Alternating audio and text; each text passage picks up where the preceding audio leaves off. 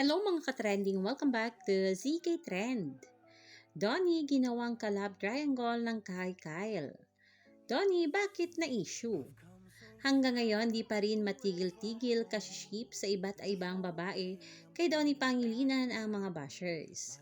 Naging usap-usapan na lalo na sa Blacked Up ang mga clips, videos at larawan ni na Donnie with Kai and Kyle. Kapwa kasama ni Donnie sina Kai at Kyle sa Roja, kalab interest ni Kyle dito si Kai at dahil palaging magka-eksena ay nilab triangle nga ng mga netizens ang tatlo. Dati pa ay sinabi na ni Donnie na wala siyang kalab interest sa naturang series at walang romance ang naturang teleserye. Mas lalo lang pinag-uusapan ito nang mag-post ang ABS-CBN ng larawan nga nilang tatlo at maging si Donnie ay nag-re-IG story rin ng larawan nila ni Kai at Kyle. Kaya naman ay kinall out ng ilang fans at netizens si Donnie Pangilinan dahil nga ayon sa ilan ay tila gusto daw umano ito ni Donnie ay may collab triangle. Kaya kaagad ngang dinepensahan si Donnie ng kanyang solid supporters. Ayon dito, cringe seeing Donnie name tied to Kaidon. Fans suddenly shipping when there isn't a love line or chemistry. Don't fool the CB card, it's clearly fan-driven.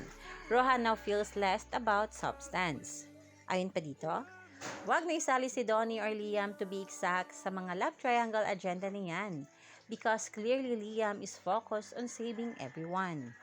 I wish people would focus on what Roja truly represents instead of reducing it to a love triangle or pairing agenda. There is so much more to Roja than those narratives, and I hope people see Roja for what it truly is.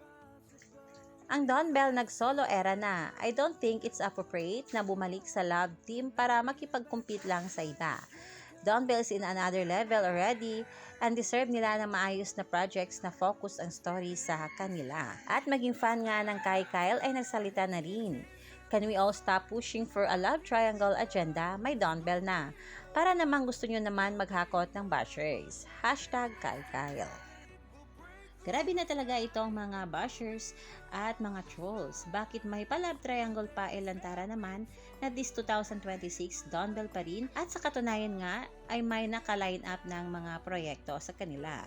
Ngunit ayun din sa ilang mga netizens, mas okay daw umano ang love triangle or may collab interest na iba si Donnie sa mga project for his growth as an artist.